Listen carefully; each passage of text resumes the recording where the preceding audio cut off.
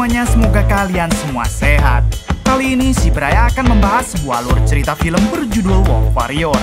Bercerita tentang komandan pasukan khusus yang pergi ke Afrika hanya untuk balas dendam. Oke, tidak usah berlama-lama karena film ini sangat seru, kita langsung gaskan saja ke ceritanya.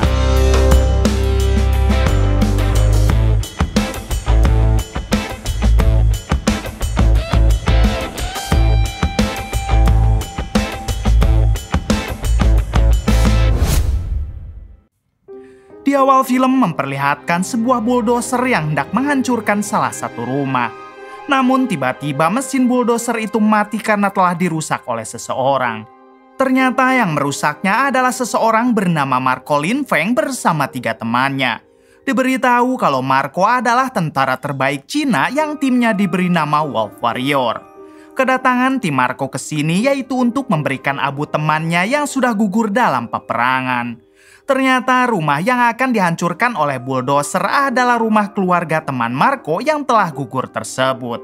Terlihat si ibu dan semua anggota keluarganya menangis karena mereka baru tahu kalau anaknya telah gugur di medan perang.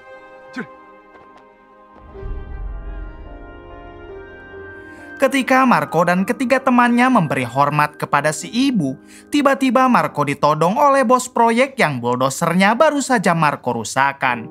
Namun tanpa banyak fafifu inilah yang dilakukan Marco. Si bos proyek yang tidak terima, ia pun langsung memerintahkan semua anak buahnya untuk menyerang Marco dan ketiga temannya. Bersamaan dengan itu terlihat juga para polisi yang baru saja datang untuk mengamankan kondisi di sana. Namun ketika polisi itu keluar dari mobil, terlihat semua anak buah si bos proyek yang sudah babak belur dihajar Marco hanya dalam hitungan detik. Kemudian ketua polisi di sana menodongkan pistol ke arah Marco dan meminta Marco untuk tidak melawan. Ternyata para polisi ini adalah polisi korup yang sudah disogok oleh si bos proyek untuk melindunginya. Kemudian si bos proyek kembali mendekati Marco lalu mengatakan kalau setelah Marco pergi, ia tetap akan menghancurkan rumah si ibu. Mendengar hal tersebut, Marco yang kesal, ia pun langsung menendang si bos proyek sampai koit seketika.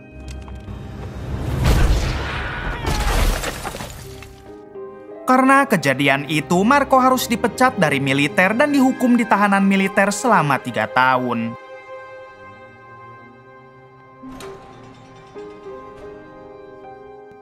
Singkat cerita, setelah mendekam 3 tahun di dalam penjara, Marco pun sekarang memilih merantau ke Afrika. Ia juga sekarang bekerja sebagai keamanan untuk melindungi kapal barang dari para perompak. Suatu hari saat kapal yang ditumpangi Marco sedang berlayar di lautan Hindia, tiba-tiba kapal mereka diserang oleh kelompok perompak yang ingin membajak kapal tersebut. Ketika semua kru kapal begitu panik, Marco dengan berani malah turun untuk melawan mereka.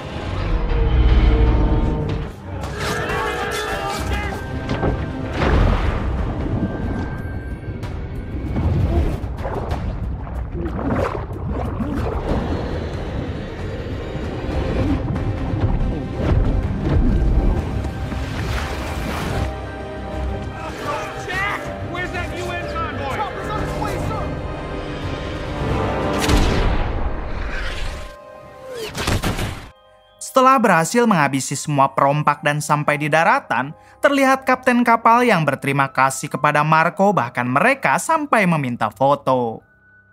Setelah itu, Marco menemui seorang bocil Afrika bernama Tundu.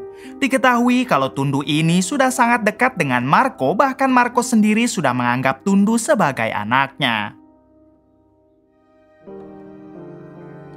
Malam harinya terlihat Marco dan para warga lokal yang sedang berpesta. Di sini Marco sedang beradu kuat meminum ciu dengan salah satu warga lokal hingga Marco berhasil memenangkannya. Namun akibat dari hal itu Marco menjadi teler lalu ia teringat akan kejadian di masa lalu. Yang mana Marco teringat dengan kekasihnya yang sudah tewas karena ditembak ketika bertugas di perbatasan Afrika. Ternyata kekasih Marco adalah atasan Marco sendiri saat di militer. Marco mengetahui kekasihnya tewas yaitu saat Marco sedang mendekam di dalam penjara. Kepolisian dan para militer Cina tidak berhasil menemukan si pelaku yang menembak kekasih Marco. Mereka hanya memberi Marco selongsong peluru yang bersarang di tubuh sang kekasih. Oleh karena itulah Marco merantau ke Afrika sebab Marco ingin mencari si pelaku untuk membalas dendam atas kematian sang kekasih. Adegan berpindah ke Menteri Afrika yang mengumumkan kalau negara Afrika sedang dalam keadaan darurat. Saat ini Afrika tengah diserang oleh para pemberontak yang ingin mendirikan negaranya sendiri. Para pemberontak itu terus saja membantai orang-orang yang tidak bersalah dan juga melumpuhkan pemerintahan Afrika. Bukan hanya itu, Afrika juga saat ini sedang dilanda virus mematikan yang bernama Lamanla. Di sisi lain memperlihatkan Marco yang sedang bertanya kepada pemilik minimarket mengenai siapakah orang yang mempunyai peluru seperti ini. Si pemilik minimarket menjawab tidak tahu karena ia belum pernah menjual peluru sejenis tersebut. Kemudian Marco kembali bersantai bersama Tundu untuk menikmati keindahan di tepi pantai Afrika. Namun keindahan itu seketika berubah saat para pemberontak tiba-tiba menyerang mereka secara brutal.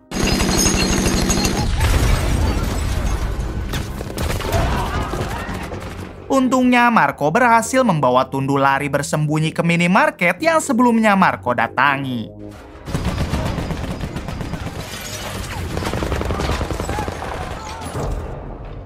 Terlihat di dalam minimarket itu sudah dikawal oleh beberapa tentara setempat untuk menjaga mereka dari serangan pemberontak. Namun sayangnya para pemberontak kembali menyerang mereka hingga menyisakan Marco, Tundu, dan si pemilik minimarket.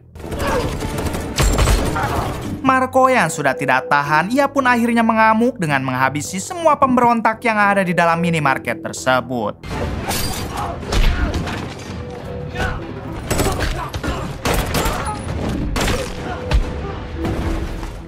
Setelah itu, Marco mencoba membawa Tundu dan si pemilik minimarket untuk pergi ke kedutaan Cina. Namun di tengah perjalanan, mereka harus menghindari beberapa serangan dari kelompok pemberontak yang sedang menyerang tentara setempat dan juga warga sipil.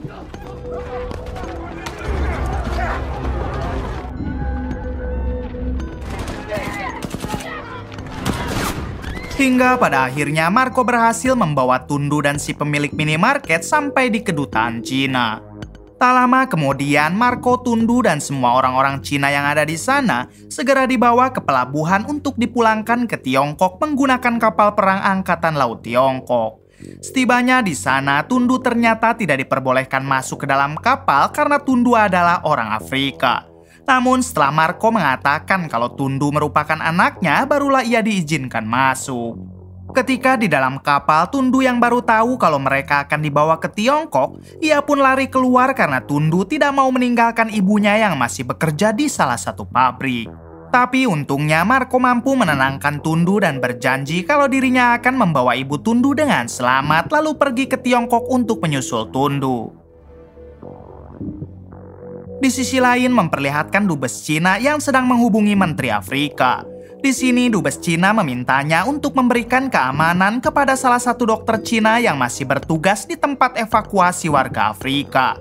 Namun sayangnya Menteri Afrika menolak permintaan dubes Cina karena ternyata dirinya sudah dalam keadaan disandra oleh ketua pemberontak. Setelah mematikan teleponnya, ketua pemberontak itu tanpa ragu menghabisi si Menteri Afrika tersebut.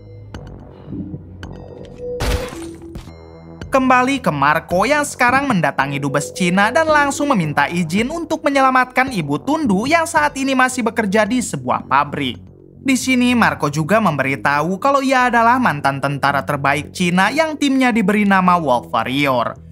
Si dubes Cina yang sudah tidak meragukan lagi kemampuan anggota Wolf Warrior, ia pun langsung memberi izin kepada Marco. Bahkan si dubes Cina juga meminta Marco untuk menyelamatkan semua orang Cina yang masih berada di wilayah konflik, serta menyelamatkan salah satu dokter bedah yang bernama Dr. Cheng. Kemudian dengan gagah berani, akhirnya Marco berangkat sendirian ke wilayah area konflik tersebut.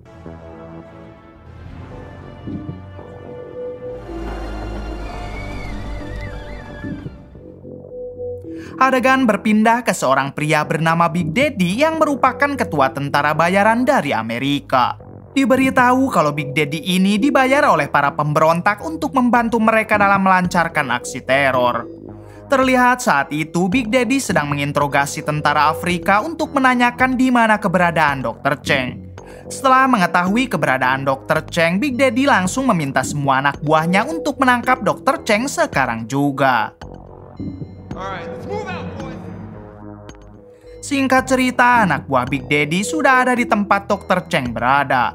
Namun karena tidak tahu yang mana Dr. Cheng, tangan kanan Big Daddy yang bernama Samsul mengumpulkan semua orang yang ada di sana. Lalu Samsul bertanya siapakah di antara kalian yang bernama Dr. Cheng. Tiba-tiba seorang perawat bernama Rachel mengaku kalau dirinya adalah Dr. Cheng. Namun ketika Rachel akan dibawa oleh Samsul, Dr. Cheng yang asli muncul dengan niat menyelamatkan Rachel. Sayangnya Dr. Cheng harus tertembak lalu Rachel kembali ditodong oleh Samsul. Untungnya bersamaan dengan itu Marco datang dan langsung menyerang kelompok Samsul.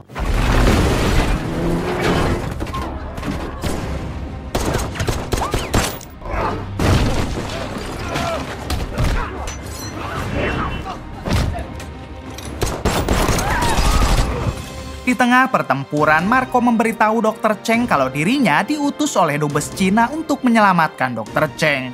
Namun Dr. Cheng yang sadar kalau hidupnya sudah tidak akan lama lagi, ia pun hanya meminta Marco membawa anak angkatnya saja yang bernama Pasha dan juga Rachel. Mendengar hal tersebut, Marco langsung menaikkan Pasha dan Rachel ke dalam mobil lalu segera meninggalkan tempat tersebut.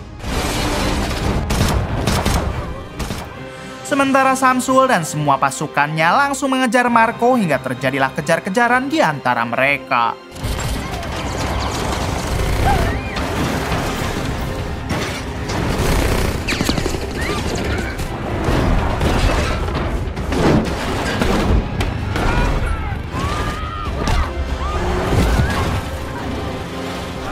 Pada akhirnya, Marco berhasil kabur lalu pergi menuju salah satu pabrik untuk menyelamatkan Ibu Tundu dan warga Cina yang masih berada di sana. Di tengah perjalanan, Marco menghubungi si dubes Cina lalu memberitahu kalau Dr. Cheng tidak berhasil diselamatkan. Akan tetapi, Marco berhasil menyelamatkan Pasha, anak angkat Dr. Cheng, dan juga Rachel, seorang perawat yang berasal dari Cina. Singkat cerita, Marco sampai di pabrik tersebut dan langsung ditodong oleh para petugas keamanan pabrik. Kemudian Marco mengatakan kalau dirinya bukan pemberontak melainkan datang untuk menyelamatkan kalian semua. Komandan tentara yang bernama Kipei tentu tidak percaya begitu saja dan langsung menodong kepala Marco. Untungnya Ibu Tundu datang dan memeluk Marco, hingga akhirnya membuat mereka menjadi percaya kepada Marco. Malam harinya terlihat mereka yang akan segera dievakuasi malah mengadakan pesta terlebih dahulu. Hingga di tengah pesta tiba-tiba terjadi ledakan karena ternyata pasukan Big Daddy dan Samsul tangan kanannya kembali menyerang.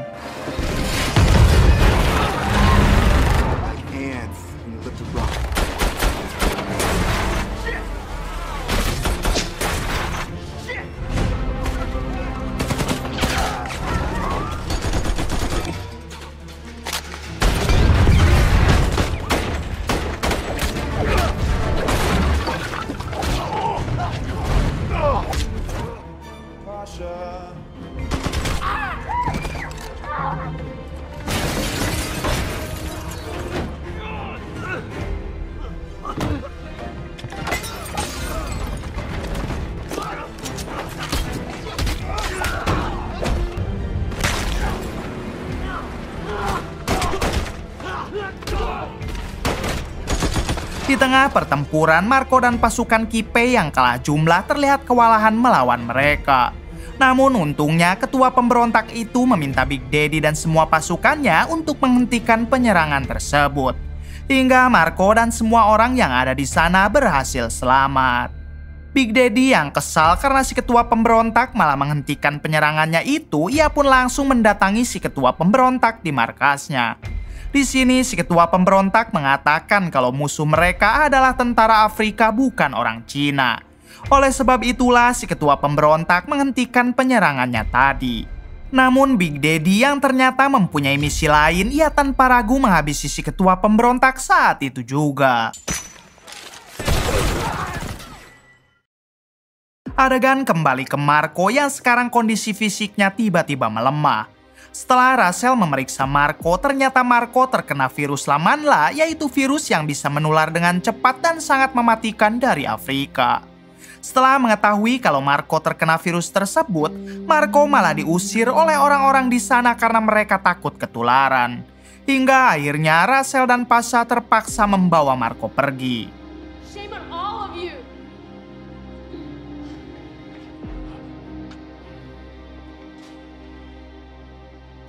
Di tengah perjalanan terlihat kondisi Marco yang semakin parah hingga Marco yang sudah tidak kuat ia pun langsung pingsan tak sadarkan diri. Hingga Rachel pun membawa Marco untuk beristirahat di sebuah gua. Keesokan harinya saat Marco terbangun tiba-tiba ia merasa sembuh dan bugar seperti sedia kala. Kemudian Marco mengajak Rachel dan Pasha untuk berjalan-jalan di area sekitar. Di sini Rachel menjelaskan kepada Marco kalau Marco sehat kembali karena semalam Rachel sudah menyuntikkan darah Pasha ke tubuh Marco. Terungkap fakta kalau ternyata darah Pasha merupakan satu-satunya vaksin dari virus tersebut. Sementara alasan Big Daddy juga mengejar Dr. Cheng yaitu karena ia menginginkan vaksin itu yang ternyata adalah darah Pasha. Big Daddy sangat ingin menjadikan dirinya sebagai satu-satunya orang yang memiliki vaksin tersebut. Lalu ia akan menjualnya kepada pemerintah Afrika dengan harga yang sangat mahal. Setelah itu memperlihatkan Marco yang sedang membuat panah untuk menyerang kelompok Big Daddy. Tampak juga Pasha yang membantu Marco menancapkan getah ke anak panah itu agar menjadi racun ketika panah tersebut mengenai tubuh musuh. Adegan berpindah ke pabrik. Terlihat Samsul si tangan kanan Big Daddy yang ternyata sedang menyandra semua orang yang ada di dalam pabrik termasuk Kipei si komandan militer. Di sana juga terlihat Big Daddy yang terus memantau kondisi sekitaran luar pabrik. Bersamaan dengan itu ternyata diam-diam Marco sudah berada di dekat area sana untuk mengintai kelompok Big Daddy dari atas pohon. Beberapa menit kemudian, Marco akhirnya datang lalu menghabisi satu persatu para anak buah Big Daddy menggunakan senjata beracun.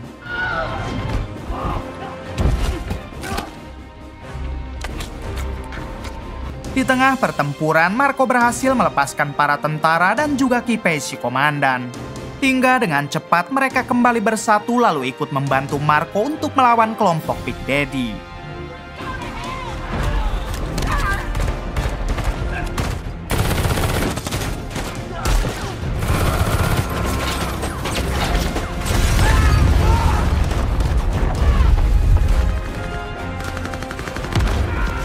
Ketika perang berlangsung, terlihat Kipei yang harus berhadapan dengan Samsul si tangan kanan Big Daddy. Tapi untungnya Kipei yang berbadan lebih kecil berhasil menghabisi Samsul. Setelah Samsul dan semua anak buah Big Daddy berhasil dikalahkan, Marco segera menghubungi komandan militer Cina untuk meminta jemputan helikopter. Dengan cepat helikopter pun datang untuk mengangkut mereka semua. Di sini Marco mendahulukan wanita dan para bocil agar segera diangkut menggunakan helikopter tersebut. Namun ketika heli itu akan pergi tiba-tiba, setelah itu Marco dan semua orang yang ada di sana segera mengeluarkan penumpang dari helikopter tersebut. Ternyata yang menembak heli itu adalah anak buah Big Daddy yang masih tersisa. Hingga kemudian mereka langsung menyerang Marco dengan menggunakan tank baja.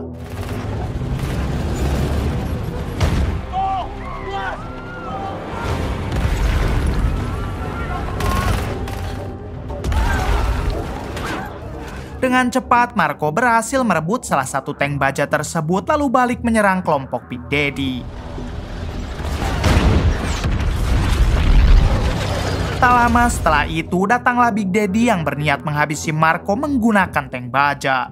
Di sini Marco langsung memancing Big Daddy agar mendekatinya.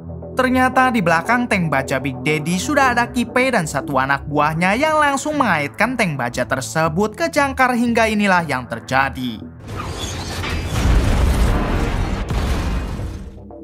Setelah tank bajanya terbalik, Big Daddy keluar lalu kembali menyerang Marco bersama semua anak buahnya.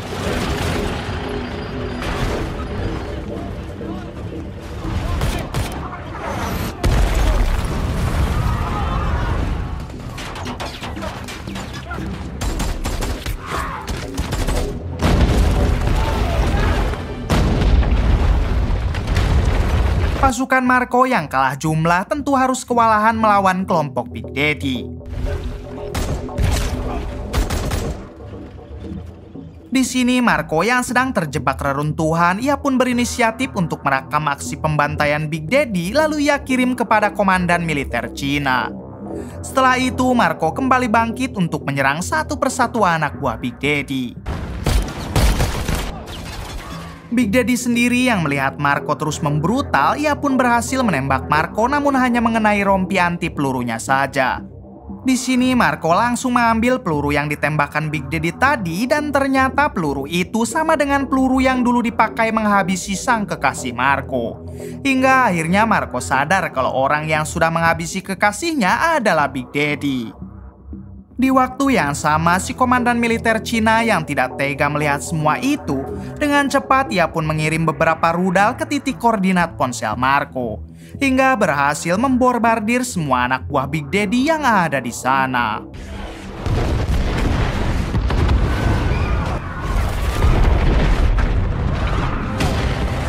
Setelah itu, Marco yang sudah sangat emosi kepada Big Daddy, ia pun langsung menyerangnya hingga pertarungan antara mereka tidak terhindarkan. Di tengah pertarungan, Marco menunjukkan kalung berselongsong peluru yang selalu ia pakai. Melihat hal tersebut, Big Daddy baru tahu kalau komandan wanita Cina yang dulu ia habisi adalah kekasih Marco hingga mereka kembali baku hantam.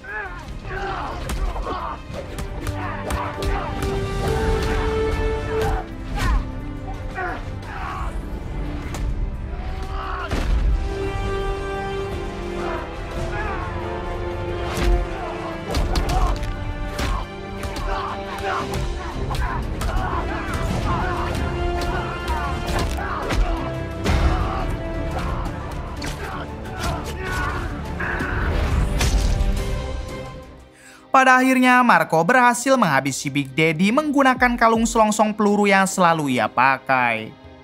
Setelah itu Marco membawa semua orang yang ada di sana untuk menuju ke kamp evakuasi. Di tengah perjalanan mereka harus terhenti karena di depan mereka ada pemberontak yang sedang perang dengan militer Afrika. Namun dengan berani Marco langsung mengibarkan bendera Cina lalu tetap maju untuk melewati para pemberontak tersebut. Alhasil para pemberontak itu tidak berani menyerang pasukan Marco karena mengetahui kalau mereka semua adalah orang Cina yang tidak ada urusannya dengan mereka. Pada akhirnya Marco berhasil membawa semua orang-orang itu ke kamp evakuasi tanpa disentuh para pemberontak.